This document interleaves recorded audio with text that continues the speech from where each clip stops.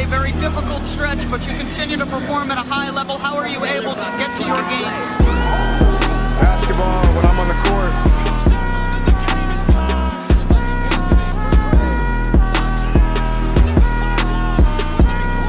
Rebecca, in the future, when you interview me, can you please take off your damn heels?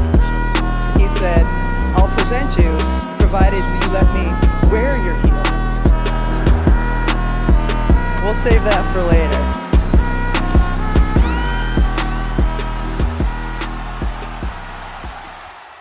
Está no ar mais um episódio do podcast NBA das Minas. Eu sou a Agatha Máximo e serei sua host para hoje.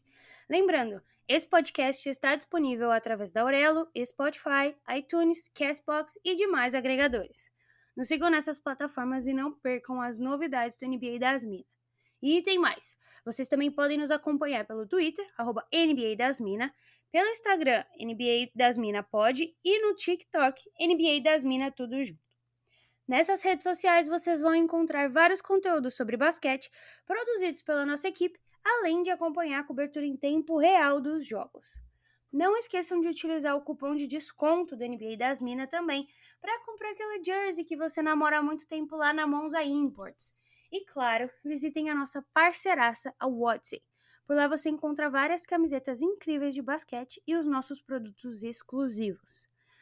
Agora também vocês podem ser nossos colaboradores na Aurelo. Basta acessar orelo.cc/NBA das Minas e escolher um dos planos com conteúdos exclusivos para os nossos apoiadores. E tem mais! Dica de aposta é na KTO. Com o cupom NBA das Minas você ganha 20% de bônus no valor do primeiro depósito. A NBA voltou e você não vai ficar de fora dessa, né? Tem jogo todo dia, pode ter aposta todo dia também. Nas nossas redes sociais tem dicas diárias para te ajudar. E não acabou. Na Centauro você também tem desconto. Se liga nas nossas redes sociais porque tem muita coisa de basquete lá com descontão das minas para vocês. E hoje estou com uma outra pessoa aqui, né? Ela está de volta. Boa tarde, Carol, tudo bem? Boa noite, né, Agatha Máximo? Boa tarde, boa tarde. É o fuso, né?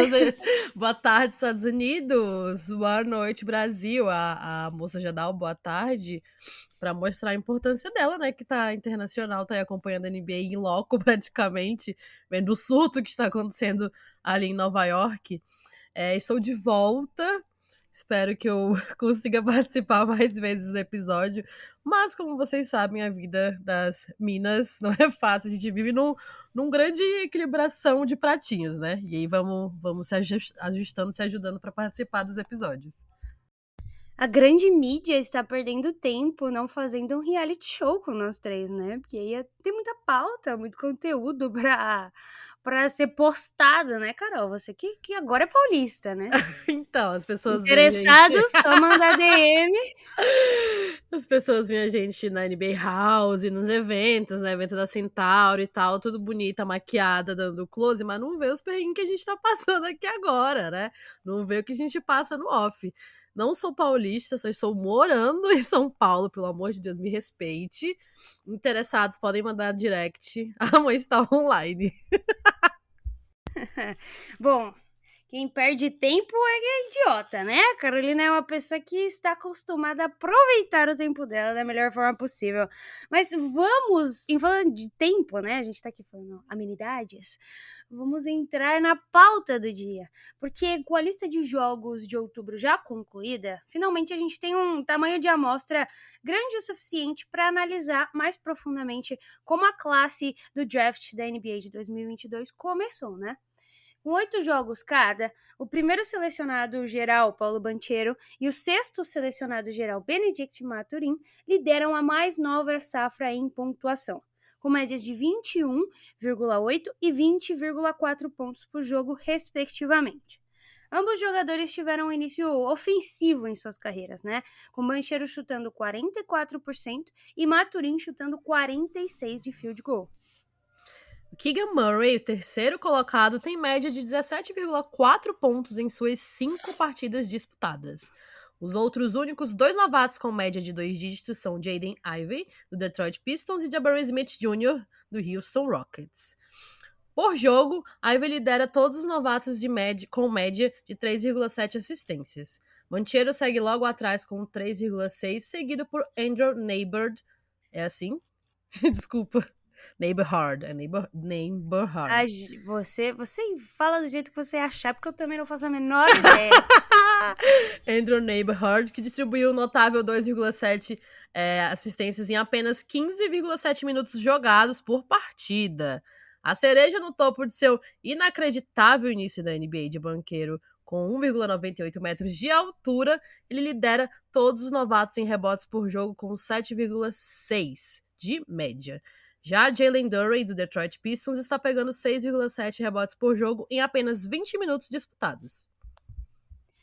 Já o pivô do Utah é complicado, né? Já o pivô de Utah Jazz, Walker Kessler, tem média de 1,6 blocos por jogo em apenas 16 minutos. E o armador de Oklahoma City, Jalen Williams, selecionado na 12ª posição geral, lidera todos os novatos em roubo de bola com 2 por jogo.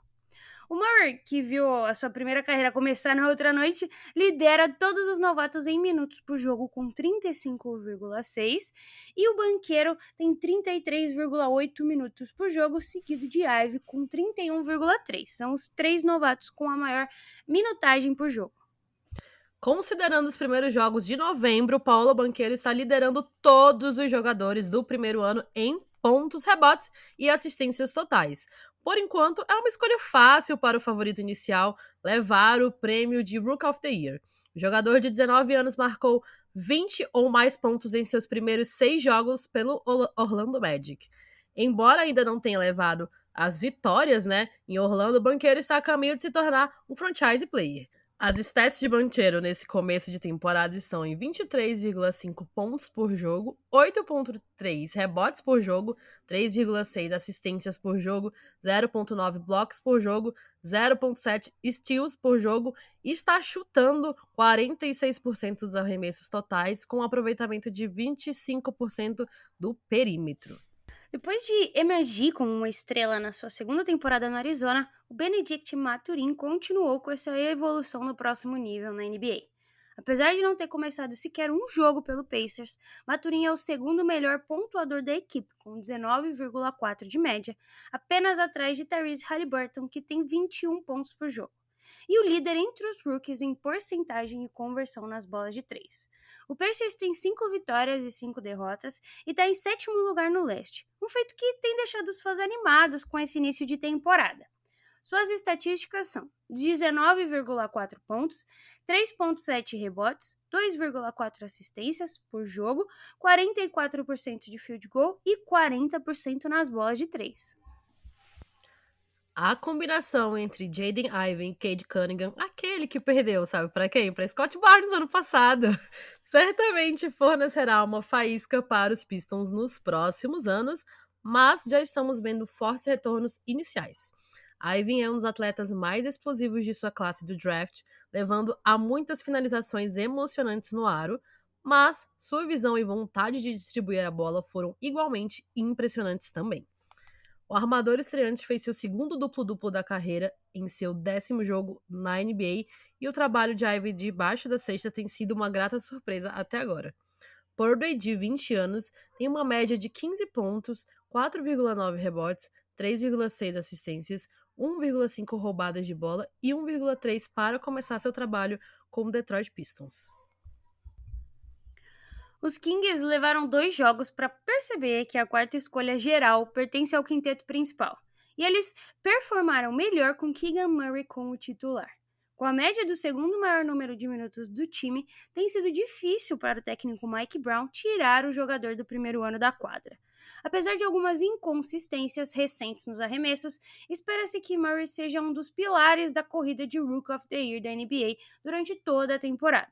Ele está com estatísticas de 12,9 pontos, 4,1 rebotes, quase um bloco por jogo, 44% no arremesso e 35% da linha de 3. Já o polêmico Jabari Smith ficou bravo durante a noite do draft após não ter sido a primeira escolha, mas o início de temporada de Paolo Banchero mostrou justamente o porquê. A terceira escolha do draft tem médias de 10 pontos por jogo, 5,6 rebotes, 1,1 blocos, chutando 30% nos arremessos e 30% de 3 pontos também. Mais da metade das tentativas e conquistas de Smith vieram de arremessos de meia e longa distância, mostrando que mesmo como um novato, o jovem de 19 anos não hesitará em arremessar. Os pontos e rebotes são bons, mas é a proteção do aro que mais impressiona. A menos que sua eficiência melhore, Smith terá dificuldade em subir no ranking de novato do ano da NBA. Bom, esses são os principais, né? Óbvio que a NBA ainda tá muito no começo e que é cedo até pra gente cravar alguma coisa. Mas além desses nomes, Carol, algum outro rookie te impressionou? Você vai ficar surpresa com o que eu vou falar? Não, porque você já vai imaginar o que eu vou falar, claro. Tirando um pouco a parte do clubismo, que sou muito clubista e não irei mentir, mas para um calouro que foi escolhido na 33ª posição, que caiu bastante no draft, né? Como, claro, ele, Christian Coloco, ele me impressionou bastante. Não esperava que tivesse nem a minutagem que ele tá tendo no Toronto Raptors, né, atualmente. Justamente por ser uma equipe que desenvolve muito primeiro os seus novatos para depois dar tanta minutagem, com exceção do que foi com o Scott Barnes, justamente pela posição, pelo talento geracional dele. Tô bastante surpresa porque ele vem para uma posição que é muito ingrata no Raptors desde a saída de Marc Gasol. Ele tá com uma pontuação bem baixa, né? 3,9 pontos por jogo, 3,7 rebotes. E assistências ele tá com 0,5, um número bem abaixo, né? Normal para a posição dele. No entanto, o talento dele defensivo chama bastante atenção, né? Mais uma vez, o Raptors conseguiu captar um bom novato numa posição que não é tão alta no draft, né? Claro que tem toda a questão que eu já falei anteriormente do Coloco ter caído bastante, porque ele era cotado como uma das escolhas ali no top 20, pelo menos. Mas e você? Alguém te impressionou? Olha, eu tenho gostado de outros dois rookies, especialmente o Tyree Eason, né? O Rockets, ele tá nessa mesma toada do OKC, né? A gente tá vendo dois times com muitas piques que vão ficar ainda, acredito eu, pelo menos mais um ano dentre as primeiras picks e para escolher o próximo jogador, e consequentemente eles têm feito boas escolhas, né? Apesar do Rockets não estar evoluindo tanto que a gente espera, a gente vê obviamente uma evolução do Jalen Green e dos outros jogadores, a gente não vê uma evolução como um time se traduzindo em vitórias, né, ao longo da temporada. Isso é um fator importante de ser avaliado dentro desse Rockets. Mas eu gostei muito do início de temporada do Tyree Eason, né? Ele tem 9 pontos por jogo, 6,3 rebotes. Apesar de não passar muito a bola, ele tem tido bons minutos, né? Quase 18 minutos por jogo. Ele é um small forward ou power forward. Ele transita dentro dessas duas posições. E são posições que, inclusive, são bem servidas quando a gente olha pro Houston Rockets, né?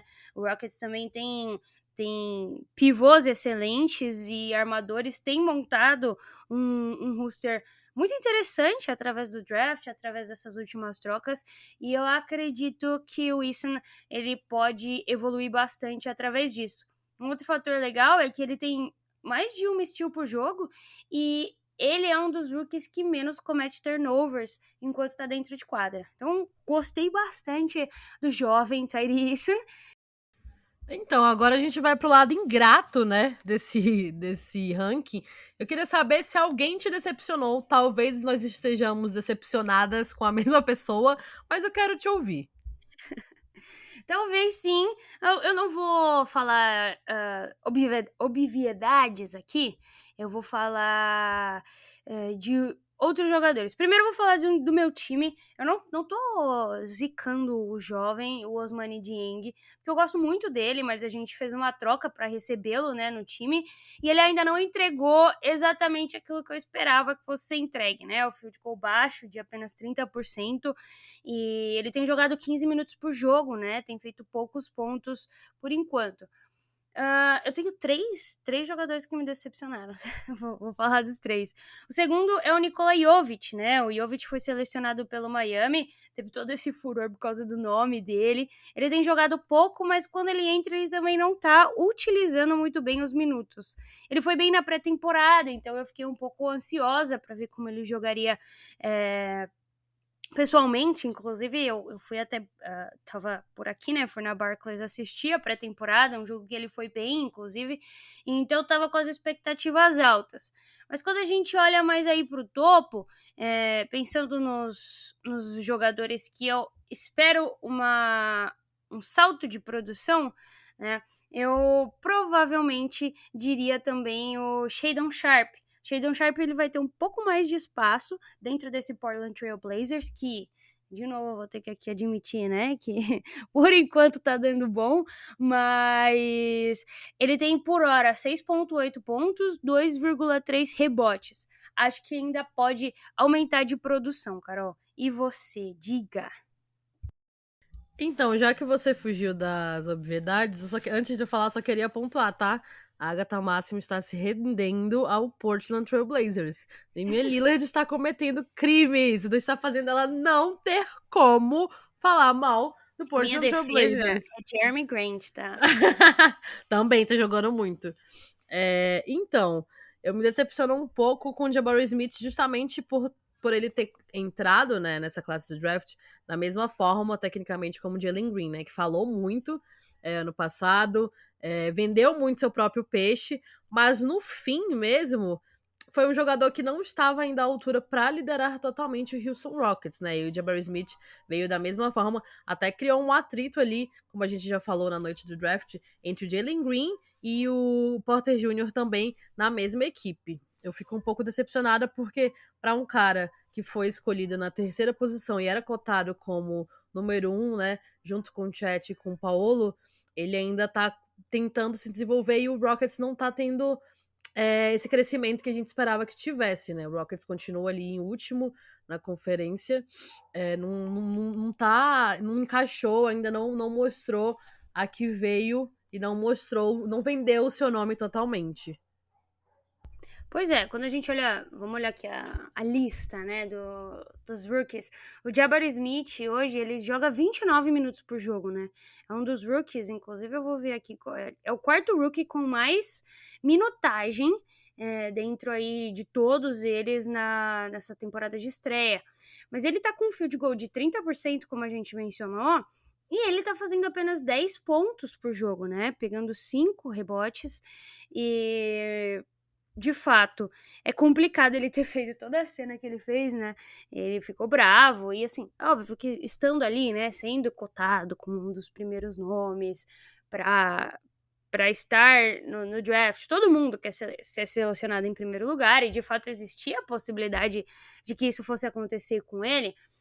Ele ficou chateado, mas ele externalizou de uma forma bem agressiva, né? De uma forma bem contundente a insatisfação que ele estava tendo com ter sido escolhido na terceira posição. Hoje, eu acho que ele tá mais pianinho, ele tem ficado um pouco mais na dele, porque ele percebeu de fato que o Paulo Banchero chegou pronto, né? A gente vai entrar nesse assunto depois, mas essas stats do Jabari Smith ainda são um pouco tímidas, né? Em comparação com os outros rookies que tem uma minutagem parecida, mas tem pontuado muito mais. Tem alguma coisa pra falar mais desse homem, Carolina? Não, concordo totalmente. Opa, meu cabelo acabou de bater aqui no microfone. Mas concordo totalmente, é exatamente isso, né? Pra ele tá conseguindo converter somente 30%. Então, se eu não estiver burra ainda, né, Agatha? Talvez esteja, mas a quantidade de pontos que ele tenta e não consegue ter sucesso colocaria com certeza o Pistons numa condição muito melhor, até levando... Pistons não, perdão, o Rockets numa condição até melhor, fazendo o time vencer, né, alcançar esses objetivos de crescer ali na classificação. Perfeito.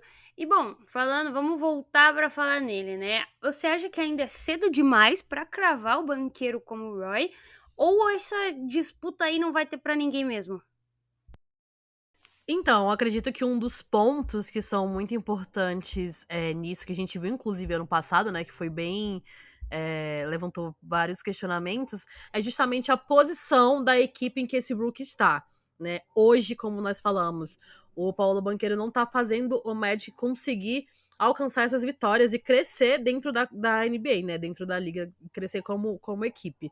É muito importante, claro, a minutagem, a pontuação, o aproveitamento dele, sim, mas eu vejo o Beneditinho vindo ali justamente pelo Indiana Pacers ter um salto um pouco melhor. Eu vejo que ele morde muito essa possibilidade de ser o próximo o Roy, justamente por isso, né? A NBA leva muito em consideração a posição em que a equipe se encontra. Mesmo com todo o desempenho do Paolo, claro, ele não vai fazer o Magic vencer tudo sozinho, porque ele é só um rookie ainda. Ele tem, claro, uma grande possibilidade de ser um cara que vai ser o franchise player da equipe. Não foi à toa que ele foi escolhido na primeira posição. Mas, justamente por esse impacto não estar levando diretamente a vitórias e ao Magic crescer como equipe, eu acredito que ele ainda precisa se provar um pouco mais. A gente viu no passado, né? A partir do momento que o Mobley se machucou e o Cavs acabou indo pro play-in e o Scott Barnes cresceu bastante na reta final, levando o Raptors direto para os playoffs, isso foi um dos fatores principais para que o Barnes fosse eleito o Rookie of the Year. Mas de certa forma, eu também acho que a briga no ano passado estava mais acirrada do que a briga nesse ano, né? O Mobley e o Scottie Barnes, apesar de você ser clubista, e obviamente eu também seria nessa situação, os dois tinham uma forte apelação aí para vencer, né? Qualquer um dos dois que ganhasse, de fato, seria merecedor desse prêmio de Rookie of the Year. E o Cade Cunningham não entrou nessa, chegou por fora, né, no final, porque ele estava machucado no começo, então ele começou depois e, enfim, por aí vai. Quando a gente olha em retrospecto aí dos últimos rookies, né, o Ja Morant ganhou, o Luka Doncic, Ben Simmons, de fato, a maioria desses rookies acaba chegando e vencendo em um time em construção, né. Eu não sei se eu sinto que o caminho do Magic é tão parecido quanto o caminho do Rockets. Eu acho que é óbvio que os dois times têm muito a melhorar, mas o Magic tem peças mais jovens e jogadores que, com exceção do Banchero, né, acabaram performando até mais do que a gente esperava. Até um pouquinho mais do que a gente tinha em mente do que aconteceria. Mas o que me espantou, e eu acho que espantou todo mundo, de forma geral, com relação ao Banchero, foi como ele já chegou preparado para a NBA, né? Não só em termos de coragem, de potencial, mas de físico. Quando a gente olha pro físico dos jogadores que entram, é muito claro de que a grande maioria, eu diria que todos, né, precisam melhorar fisicamente para jogar de igual para igual com as grandes estrelas aí que a gente já conhece. Mas o Banqueiro, nesse último jogo que teve, inclusive, ele teve vários highlights aí de enterradas, de batida para dentro do garrafão, que deixa a gente até um pouco assustado da forma como ele de fato tá pronto fisicamente para atacar. O último jogo do Magic, inclusive, foi contra o Rockets, né? Que foi muito interessante, porque a gente conseguiu assistir o Jalen Green, conseguiu assistir eles e entender um pouco mais da dinâmica de um contra o outro, que é, de fato, o que vai acontecer no futuro da NBA, né? O Banqueiro, agora, ele tem uma posição diferente do que ele tinha quando ele começou a jogar basquete, né? Hoje o Banqueiro ele é listado como um power forward, mas ele começou a jogar como armador. Então ele tem muita habilidade de armar jogada, de fazer passe. Isso provavelmente, a não ser que ele seja o irmão gêmeo do Ben Simmons, vai evoluir ao longo da temporada e ao longo da carreira dele. Então a gente tá vendo um jogador que, nesses primeiros 11 jogos, tem aí 23 pontos de média e 8,3 rebotes, mas que pode aumentar potencialmente, exponencialmente, esse número de 3,6 assistências, né? A gente pode ver um power forward jogando e passando mais a bola ao longo da temporada. é o rookie que tem mais turnovers, mas também é o rookie que tem mais minutos e é o que tem mais contribuído para a pontuação e rebotes dos seus times. Então, hoje, eu cravaria que não tem para ninguém. Gosto muito do Mathurin, acho o Mathurin interessantíssimo, é o rookie que tem a melhor conversão em free throws, na realidade está em segundo lugar, apenas atrás do Jabari Smith, mas eu ainda acho que o Banchero tá um pouquinho mais preparado. E como a gente mencionou durante o episódio, inclusive, né? O Mathurin tá saindo do banco. Ele ainda não tá jogando como titular. E eu acho que isso é um fator importante na hora da NBA avaliar para quem eles vão dar o Roy, né? Inclusive, se ele tiver aí essa promoção, né, dentro do time, eu acredito que ele possa entregar ainda mais efetividade para esse quinteto. Bom, como nem tudo são flores, claro que nós não iríamos poder fazer esse episódio sem tocar na ferida de Agatha Máximo, perguntando pra ela se você acha que Chet Holmgren não tivesse se machucado naquele momento que você mandou mensagem pra gente falando: ele vai ser o Roy! 5 minutos depois, ele quebrou o pé. Ele estaria disputando o prêmio junto com o Banchero? Eu não tenho a menor dúvida disso, tá? Primeiro porque o Chet, ele é... Muita gente fala, né? Ele é uma espécie de unicórnio, quase. Ele não é um Victor Wembanyama, mas durante os anos que precederam o draft dele, ele era o mais falado, né? Dentre os 3 primeiros selecionados do draft, o Chet, de fato, era o jogador com mais buzz ao redor dele, né? Muito se falava na habilidade que ele tem de bater para dentro, de chutar de 3 e com todo aquele tamanho que a gente já conhece, né? Ele se machucou de uma forma triste, né, naquele Pro-Am em Seattle, inclusive, né, que tava todo mundo muito ansioso. O jogo até não continuou depois, porque a quadra tava molhada e não tinha nem como secar, mas era um jogo que tinha o LeBron e todo mundo, inclusive a lesão dele se deu num encontrão com o LeBron. Muita gente falou, é porque ele não tem o físico e tudo mais, mas foi uma pisada no pé do LeBron, né? Ele pisou torto e ele se machucou. Não foi nenhuma questão tão física, assim, de impacto, de fato, né? O pé machucou e é uma lesão bem chatinha de curar. Eu não sei, sinceramente falando, até porque não tenho conhecimento algum em medicina, o quanto essa lesão pode tirar o potencial dele de ser o que ele seria antes da lesão. Mas eu tenho certeza de que ele estaria competindo com o Paulo Banchero e com o Benedict, porque no time a gente tem o SGA e o Josh Giddey, que provavelmente serviriam e muito bem o Chet debaixo da cesta, né?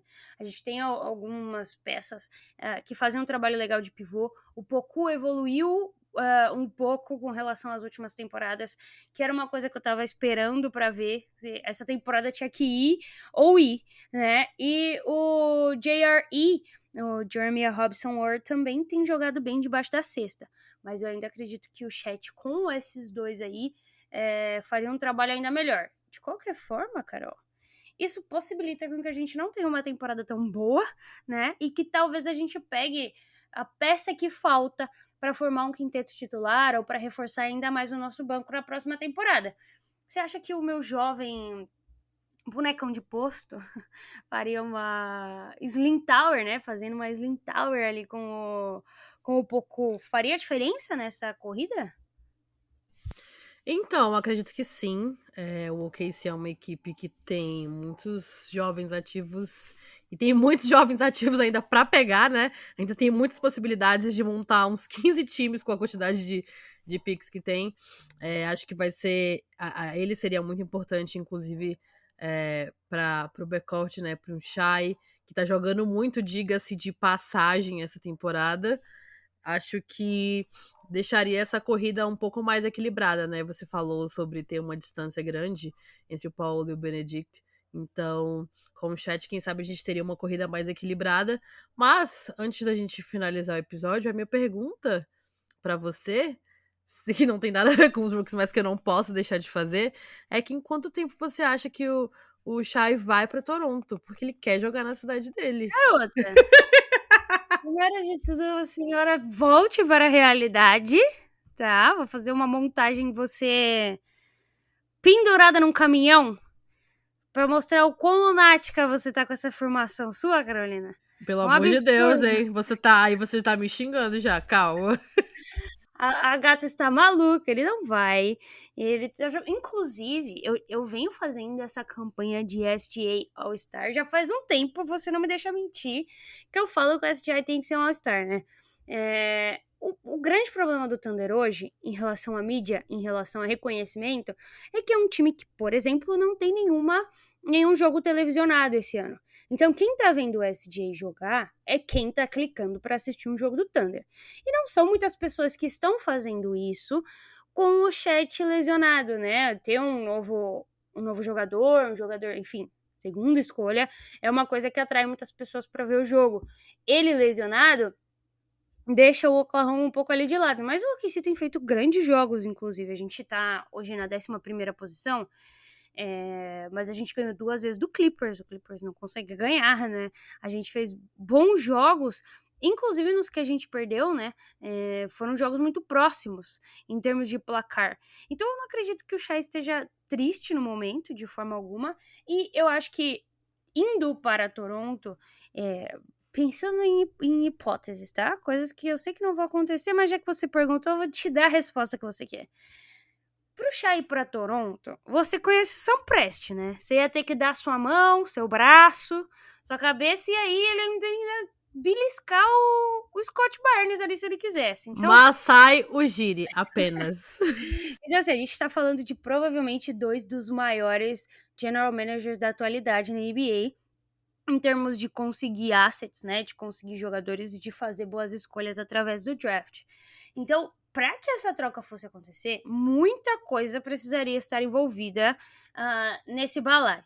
De qualquer forma, pensando em uma situação hipotética onde Scottie Barnes não fosse trocado, o Shai ia chegar num time que não é dele. Hoje, o Oklahoma City Thunder é de Shai Gilgeous-Alexander. Eu acho que apesar de não estar no time ideal no momento, na forma ideal do time no momento, ele sabe e confia na diretoria o suficiente para permanecer aí mais 1, 2 temporadas desse jeito, podendo evoluir, porque de fato eles evoluem, enquanto, óbvio que perderam é legal, né? Mas o time em si tem evoluído junto. O nosso próprio treinador, o Mark, né? Ele é muito jovem, é o treinador mais jovem da NBA, e o time tem feito ótimas aparições. Se eu não me engano, eu vou até pegar a stat aqui para não falar besteira.